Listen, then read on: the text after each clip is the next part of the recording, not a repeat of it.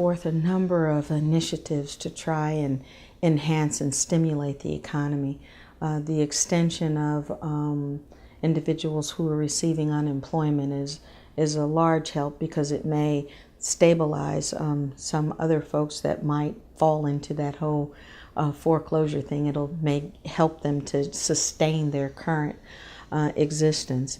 We can also take advantage of some of the stimulus funds that are related to green and green technologies that are available for our educational institutions, for our community colleges, and for our four-year learning institutions, as well as workforce development and job creation.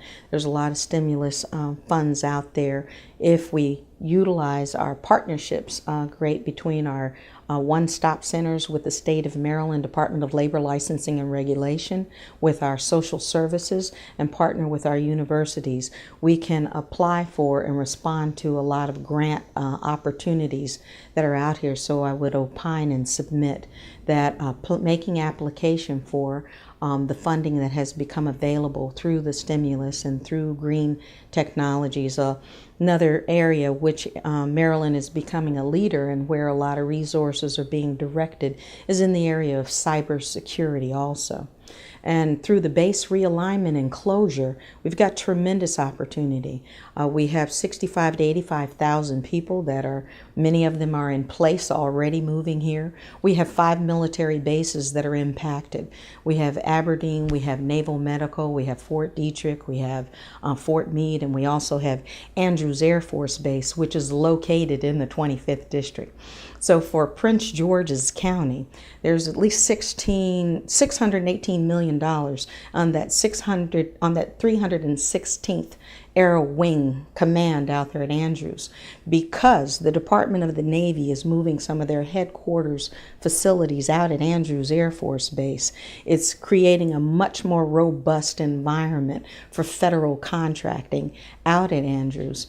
And what I've noticed from an economic development perspective, Andrews and the surrounding area has not developed in the way, say, that Fort Meade has, with the supplier vendor networks of defense contractors clustering around the outside. You've got presence of Northrop Grumman, BAE Systems, Lockheed, SAIC, and CACI, and those types of corporations. I would certainly envision having a wonderful relationship with the Joint Base Command at Andrews Air Force Base. I've worked on an opportunity study with Bowie State University and with the University at Towson. And we put together a opportunities study through the Governor's Office of Minority Affairs in my time there that says, what are the federal agencies spending? What are they buying? What are they contracting? What types of services? What types of goods? And utilizing that information, we can break it down once again by line item and find the companies here, and we have companies here that provide services in all kinds of arenas, in information technology and food services, and the military buys everything, and construction, and look to make those relationships and those opportunities known to the small businesses and try to connect them with those opportunities to do business. In doing that, it'll help to stand those small businesses up as well as create a more robust environment. I'd also like to see the state take a look at creating a funding pool and source for small, minority, and disadvantaged businesses, similar to the funds that they have created for biotechnology to ensure that that industry grows. 97% of our gross economy across the nation, as well as the state of Maryland, comes from small, minority, and disadvantaged businesses. Access to capital is a challenge. If we can get some guarantees and some loan fundings from the state of Maryland, as well as potentially grant monies, or some that are forgivable if they meet certain benchmarks through financing, I think it could help our economy tremendously, and it certainly would help the small businesses. With small businesses being so prominent in this district, how do you best see that we can keep them here? Well, I think we need to create robust opportunities for them, and the opportunities that we do have to make sure that they're participants in those opportunities.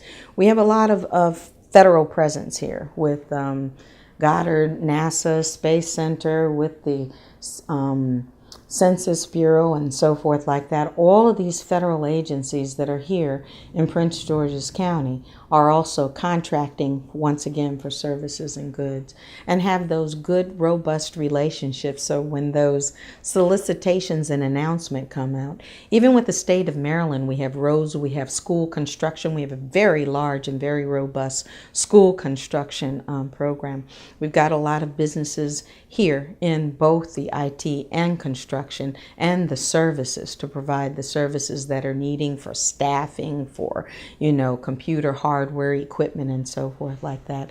A lot of the companies that I've talked to here in the county, the small businesses, say they may be doing well, and if they are, a lot of their contracting opportunities aren't coming from the state of Maryland as well as from the county.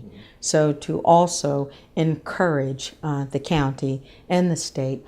For the state, I'd be looking at in the rating and ranking when you're looking and you're reviewing responses to RFPs and to solicitations, that as a legislature that we might create something whereby a preference is given for a company that is Maryland.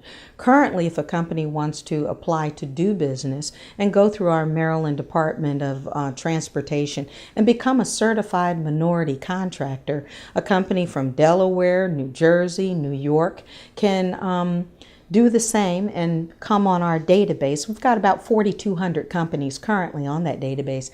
However, when folks are responding to the RFPs and the solicitations, and there's rating and ranking and they're being compared, if all the services are like the company in Maryland may not be considered, but if we had a rating and ranking that gave a little 10%, 10 point or whatever advantage to a Maryland company, we can ensure up our economies by making sure that Maryland companies are considered. I want to turn the table to education here. We have a large gap between our top schools and our bottom schools here in the state of Maryland.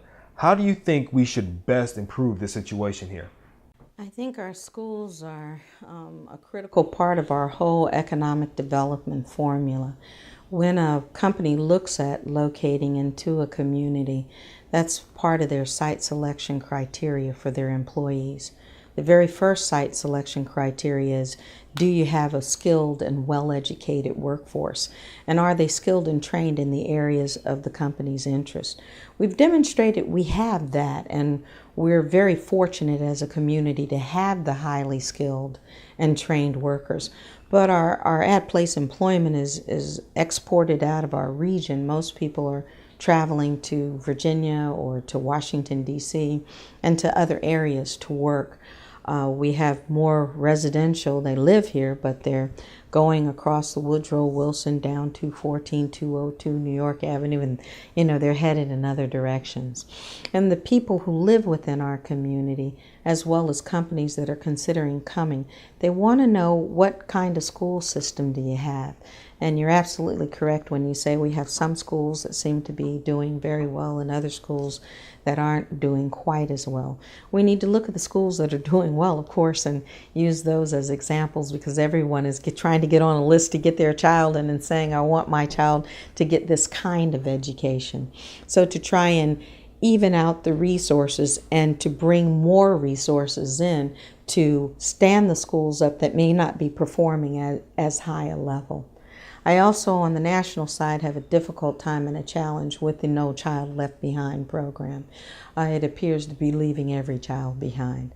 The criteria for which a school has to perform to meet the standards of the program don't allow them to be successful, because it's like a moving target.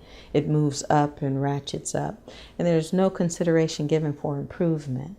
so that if you have a school that's not reaching their goals, but they've improved by leaps and bounds, they're not given credit for that. So the president, once again, is also looking at a race to the top. We can also increase the amount of dollars and resources and try to retain good teachers that we get. We're not as competitive with our salaries as far as the region, and sometimes we're becoming almost a training